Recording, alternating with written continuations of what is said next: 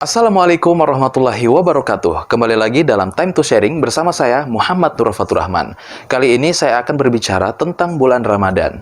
Kita ketahui bahwa beberapa saat lagi kita sudah akan berjumpa dengan bulan yang penuh dengan kebaikan dan keberkahan. Bulan di mana pintu surga dibuka lebar-lebar dan pintu neraka ditutup oleh Allah Subhanahu wa taala. Artinya adalah bahwa bulan Ramadan merupakan momen bagi kaum muslimin secara umum untuk mendapatkan maghfirah atau ampunan dari Allah Subhanahu wa taala. Namun yang akan saya bahas di sini adalah tentang persiapan kita menyambut bulan yang penuh dengan kebaikan tersebut.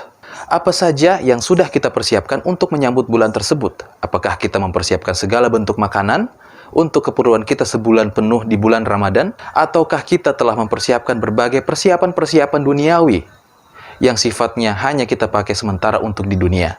Nah, teman-teman, pada kesempatan kali ini saya ingin memberikan penjelasan ke teman-teman tentang persiapan yang bisa kita lakukan untuk menyambut bulan Ramadan dengan penuh keimanan dan ketakwaan kepada Allah Subhanahu wa taala.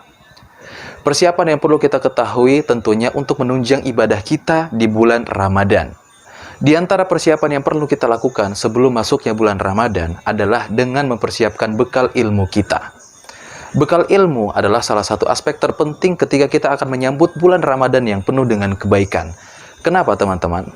Karena bekal ilmu adalah salah satu sarana bagi kaum muslimin untuk mendapatkan informasi tentang ibadah apa saja yang bisa dilakukan di bulan Ramadan. Selain itu, bekal ilmu juga berfungsi bagi kita kaum muslimin untuk mengetahui hal-hal apa sajakah yang dilarang ketika kita melaksanakan ibadah puasa di bulan Ramadan.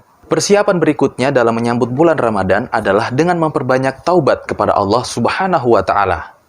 Hal ini seperti yang telah dianjurkan oleh ulama-ulama kita. Sebelum kita menyambut bulan yang penuh dengan kebaikan, maka kita diperintahkan untuk bertobat kepada Allah Subhanahu wa taala atas segala kelakuan, kesalahan dan juga perbuatan dosa yang kita lakukan sebelumnya.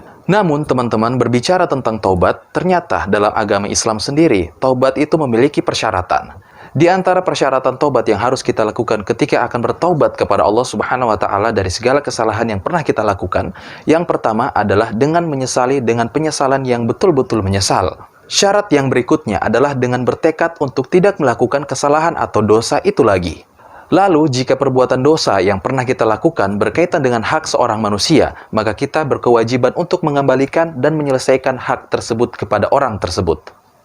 Persiapan yang ketiga adalah dengan banyak memohon kemudahan kepada Allah Subhanahu wa taala. Teman-teman, kita ketahui bahwa di bulan Ramadan terdapat banyak amalan yang dianjurkan dan disunnahkan untuk dilaksanakan pada bulan Ramadan.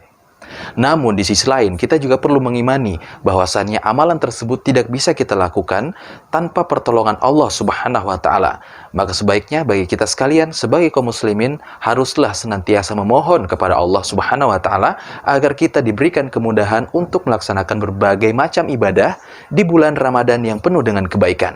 Baik, teman-teman, itulah beberapa persiapan yang bisa kita lakukan untuk menyambut bulan Ramadan penuh dengan keberkahan. Di sini saya tidak mengatakan bahwa kita dilarang untuk mempersiapkan kebutuhan makanan atau konsumsi kita ketika menyambut bulan Ramadan. Namun ada sesuatu yang lebih utama yang perlu kita persiapkan dan lebih penting untuk kita kedepankan, yaitu persiapan keimanan kita dan ketakwaan kita kepada Allah Subhanahu wa taala. Teman-teman, selain mengetahui berbagai persiapan untuk menyambut bulan Ramadan yang penuh dengan kebaikan, kita juga harus mengetahui beberapa hal yang perlu kita hindari ketika kita berada di bulan Ramadan dan melaksanakan berbagai macam ibadah, termasuk diantaranya adalah berpuasa di bulan Ramadan. Di antara hal yang perlu kita hindari adalah hindari melakukan hal-hal yang tidak bermanfaat. Teman-teman sekalian, kita ketahui bahwa bulan Ramadan merupakan bulan yang penuh dengan ampunan dari Allah Subhanahu wa taala. Maka bagi kita sekalian kaum muslimin yang merasa sebelumnya melakukan banyak salah dan dosa, maka tentulah wajib bagi kita sekalian untuk memohon ampun kepada Allah Subhanahu wa taala di momen yang tepat, yaitu bulan Ramadan. Sehingga teman-teman, haruslah waktu-waktu kita di bulan Ramadan diisi dengan perkara-perkara yang bermanfaat dan menjauhkan diri dari hal-hal yang tidak bermanfaat. Kemudian yang berikutnya adalah jangan hanya berpuasa namun tidak melaksanakan sholat 5 waktu. Ini merupakan salah satu aspek yang paling penting yang perlu kita ketahui. Kita ketahui bahwa di tengah-tengah masyarakat kaum muslimin, banyak orang yang memahami bahwa saya hanya berpuasa saja namun tidak sholat. Apakah ini merupakan perkara yang dibolehkan dalam agama kita? Ini menjadi tanda tanya besar bagi kita sekalian sebagai kaum muslimin. Dalam penjelasan ulama bahwasannya orang yang melaksanakan puasa namun di sisi lain ia tidak sholat, maka puasa tersebut tidak diterima oleh Allah Subhanahu wa Ta'ala.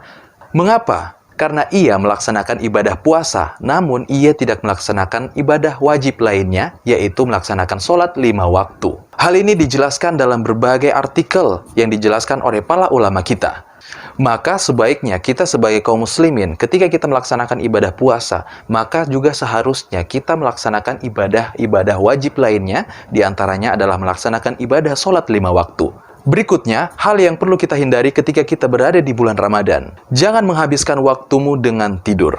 Kita ketahui bahwa di tengah-tengah masyarakat, khususnya kaum muslimin, ada sebuah kebiasaan yang sering dilakukan ketika pelaksanaan ibadah puasa di bulan Ramadan.